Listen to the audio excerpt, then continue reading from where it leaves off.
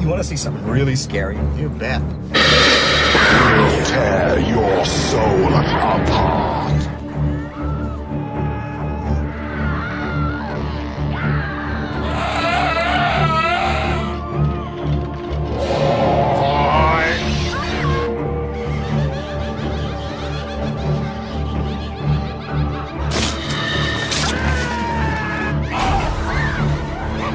Jesus Christ!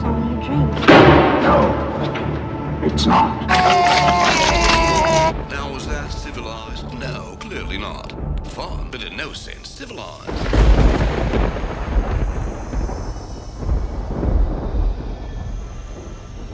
Now, continuing on from our first episode where we talked about what scared me, I alluded to the fact that there was something about terror vision that actually freaked me out, and I realized what it was as I got older. It was the freaking special effects. The practical effect, the creature effects on that monster are what messed me up above all. Sure, killing a kid helps, but I mean, that monster was so vivid and so real to me as a kid. I seriously thought that they found this dog monster omnivorous shape-shifting thing from space, and they actually cast it in the movie. So it affected me pretty damn profoundly. Come to this realization, especially in the aftermath of the wave of CGI-loaded 90s monstrosities. Off the top of my head, the remake of House on Haunted Hill.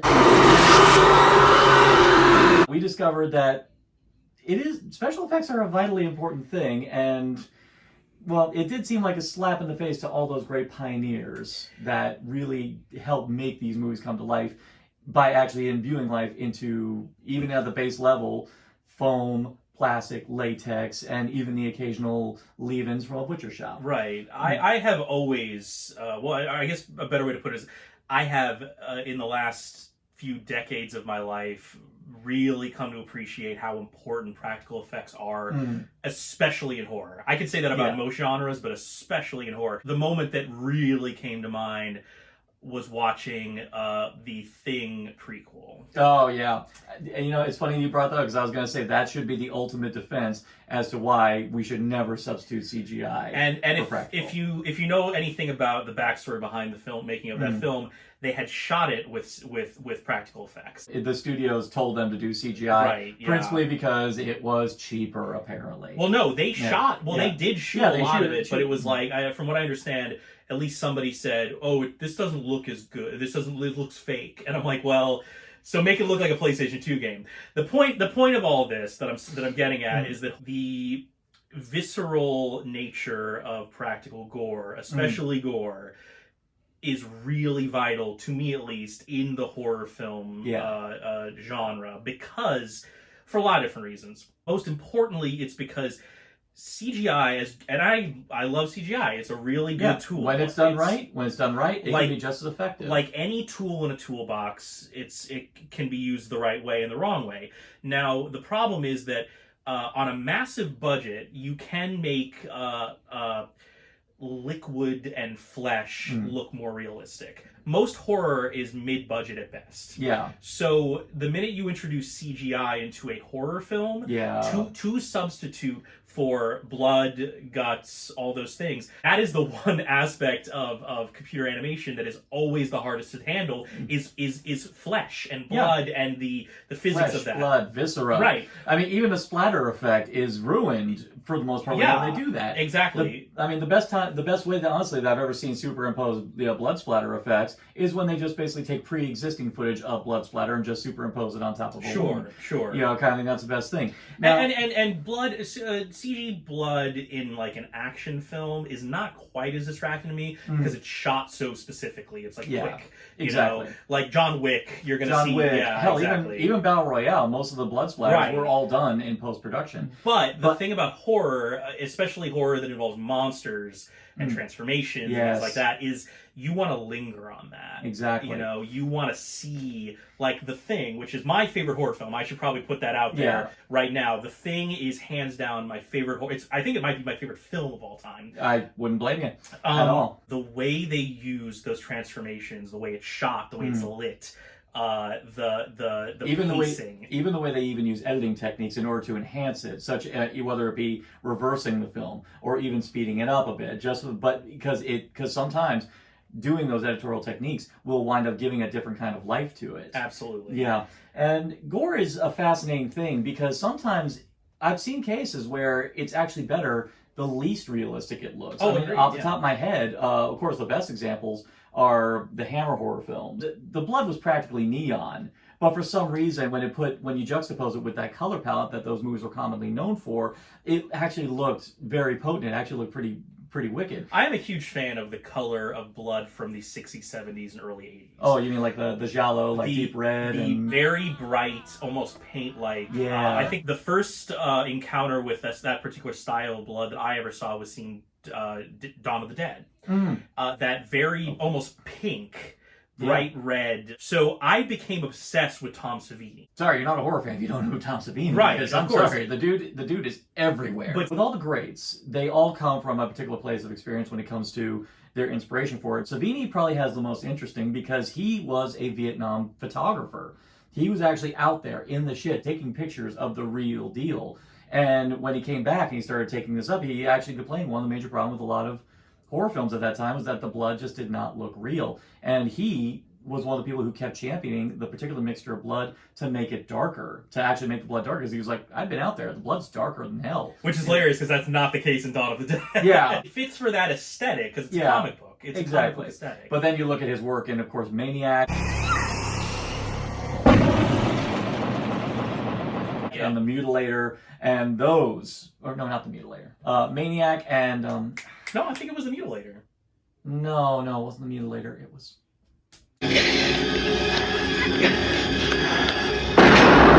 Prowler! It's called The Prowler!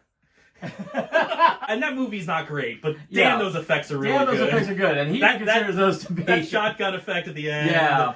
Oh, the shotgun effect. I mean, everybody gets their fucking throat sliced open. Yeah. Yes. And sometimes watch the movie, but with the fast forward button. Yeah, you definitely do. And sometimes that's all you really need to just enjoy, to be entertained by a horror film. You don't have to be scared by it, so long as the visual effects, especially the prosthetic effects, work. Well, I have a theory that a lot of 80s horror films, especially the more gore-focused ones, weren't trying to scare people. No. Like, they were trying to get a rise out of you. I'm a huge exploitation fan. Like, Grindhouse, like, I'm almost, like, I consider myself a unofficial scholar of that era. Okay. And I believe that most horror films of that era, again, they knew you were sitting in the theater either A, high, B, getting a blowjob. You were not paying attention to the movie enough to be scared. So basically what they had to do was just throw shit at the screen. And a perfect example of that is the godfather of gore himself, Herschel Gordon Lewis. Oh, yeah. Blood Feast, which is the first real gore film. Herschel Gordon Lewis used to make low-budget porn, essentially. Like soft core, just lots of girls in bikinis with the boobs out. But it's like around that time, everyone was making those movies. This was pre when pornography was completely let off the leash. Back when there was still some amount of standards as to like what could be shown. So this was your really softcore stuff. And at a certain point, then when in the early 70s, when it was like, oh, okay, now we can watch, like, now Deep Throat has come out, so all bets are off. And so Herschel Gordon Lewis said, if sex isn't selling in the same way that it was before, what's the opposite? Gore, violence. Yeah. So then Blood Feast was created, and like that movie is not good. I love it. I've watched it a number of times, and I mean the gore is still effective. Yeah. Like there's some stuff. Well, in there that's because he actually took some stuff from butcher shops. Right. Yeah. Exactly. You got a real tongue. Which Tom Savini would later also do with Dawn of the Dead. Dawn of the Dead, but especially Day of the Dead.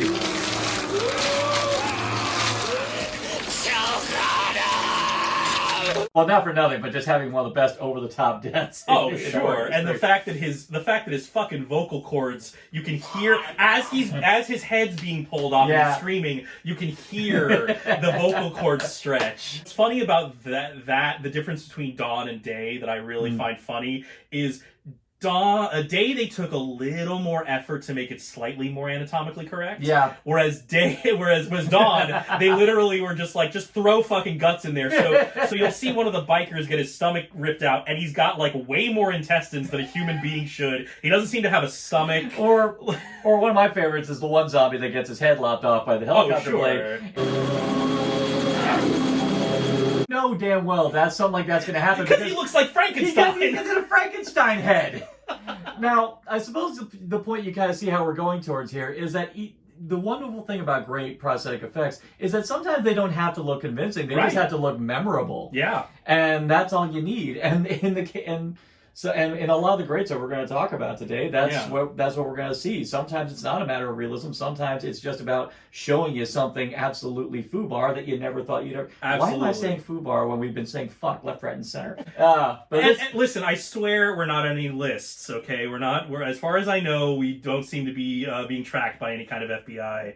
I keep bringing up the FBI. This is all subtextual. I was about to say, is there anything you need to tell me before this series goes further?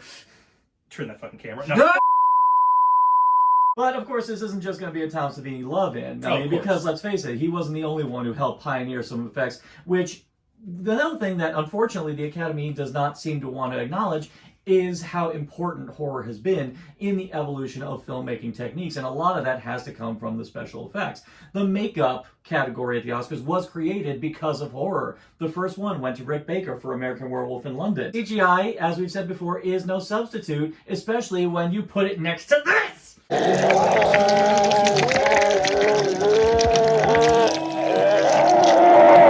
They were saying that they wanted to shoot that scene specifically in bright light. John Landis specifically said he wanted to shoot that scene in bright light because so often previous versions of werewolf transformations are always foggy and dark and shaded lighting just so they can hide things. And that scene literally takes place in the floor of a guy's apartment. Yeah. In the middle of like he's got all the lights on. Yeah, all the lights are on. You see everything. So I can only imagine the kind of terror that Rick Baker must have been going through setting that up, because like there's no hiding any of this. Like you have to see every inch of that prosthetic. Exactly. And the fact that it's so effective and it's so painful. Now obviously the sound effects definitely add a lot to that. Well, and that's the performance. The reason why that one is still trotted out to this very day as a prime example of the importance of practical effects is that that's one of those things where every single vital element of filmmaking has to work in tandem. You've got to have good direction. You've got to have great acting. And of course, you got to have your special effects guy. And even in the editorial phase, it's got to look good. You got to pick the right angles to fit. Well, the pacing because it takes its time. Yeah, because if you do it too long, it gets tedious. But if you do it too short, you don't really get the full effect. But even then, certain effects can't, even on a prosthetic level, cannot be done just from conventional forward motion. The shot of the hair growing, it's hair that's pulled out. And that's an effect that was used pretty frequently by a lot of great masters. I mean, K&B Effects for Evil Dead 2. I was going to say Sam Raimi is the master of backwards directing. Backwards directing. Backwards directing. I mean, of course, Evil Dead 2, I think the best example is when Bobby Joe's being pulled by the trees and you're seeing the things going into her face. See, that's a good example. The one that I was thinking of is when they squish the Deadite's skull and the eyeball pops into the girl's mouth. And I mean, you watch it, it's obviously a fishing line, but the thing is, I don't mind the rough edges. The rough edges is what makes it great. And that actually leads me to the next great thing about special effects. Sometimes it's not a matter of being convincing. Sometimes it's just a matter of if they just look perfect for the movie that's being made. Yeah. I mean, of course, a great example, some masters of that, in my opinion, are the Chiodo Brothers. Yes, absolutely. I mean, Killer Clowns from Outer Space is not a big budget endeavor, but the thing is, you can tell where the Chiodo Brothers' hearts were, because even the small creature effects of moving popcorn look great. Just because they put that much effort into them, and they directed that film. Yeah, that was their rare. Baby. That was their baby. Yeah, I mean it's fairly rare for a special effects artist to then go on to direct a lot of. I think we'll talk about Screaming Mad George here in a second. Screaming Mad George, John Carl Beechler, and in fact even Stan Winston himself. Right. Yeah. But for the most part, they usually tend to stay in their specific field. They stay in their wheelhouse. But so like the Kyoto Brothers, they obviously you look at their work and first of all, because I think that's a name that not as many people might know. So let's name some of their work. Yeah. You know that we have Killer Clowns from Outer Space. The brilliant thing about Killer Clowns from Outer Space is that some of the clown effects were redressed and repainted to be used again for Ernest Scared Stupid. You have seen Ernest Scared Stupid. If you're our age and you were going to see horror or like Halloween films, you've seen it. So your nightmares that you've had for the last 25 years are all due thanks to the Kyoto Brothers. Yes, thank you. So they have a very distinct visual style. Exactly. And the cool thing about Killer Clowns from Outer Space versus any other Killer Clowns we've ever seen done in any other Killer Clown movie, anything, none of those other guys look anything like the clowns from Killer Clowns from Outer Space. Because the other thing, like the Killer Clowns from Outer Space don't look human. No, because they're from outer space. Right, exactly. Thank you. Again, Pennywise from Outer Space, but let's not talk about it. Well, look, is there a fucking... let's not talk about the big turtle, okay? That's a whole other conversation, all right? We'll get there. The irony, I mean, the whole point of that movie is that these things aren't people in makeup. They are literally genetically, created. They were evolved to be clowns. To be clowns. If the effects weren't that good, that means there wasn't much thought into the making of them. I mean, a good example of a monster done bad because there wasn't much thought or even kind of specificity as to what they wanted was a movie called The Boogans. That was a film. Yeah. And one of the major problems with that movie was the fact that they never really had a specific idea of what the Boogans were supposed to look like. And unfortunately, because they didn't have an exact idea, when you actually do see what they look like, they look like they look like baby Macra from Doctor Who. That leads us into a much better film series, which is the Ghoulies. You know that the Charlie Band.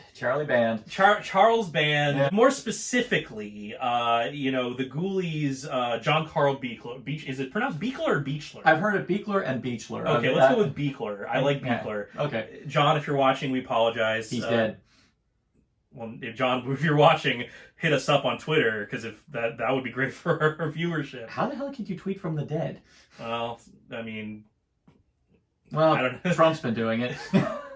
But the Ghoulies, they came from an era that was kind of like we were having your hobgoblins. Your hobgoblins, your critters, you had your ghoulies, you had your munchies. Yeah, exactly. And funny enough, the only two that Joe Dante himself gave his blessing to were critters and ghoulies. And it's the personality of the effects, but what he also did was, well, like you said, he did your terror vision. Yeah, so, John Carl Buechler did do terror vision. So all of your nightmares are because of that man. Hey, thank you for that. Honestly, I thank you completely. Right, and where's the you had that, my friend? Did I? Yeah. I didn't open this one. Yeah, I was about to say you pulled out another one and. Well, I pulled out again one. Where the hell did it go? I didn't put it in my pocket. We'll be right back.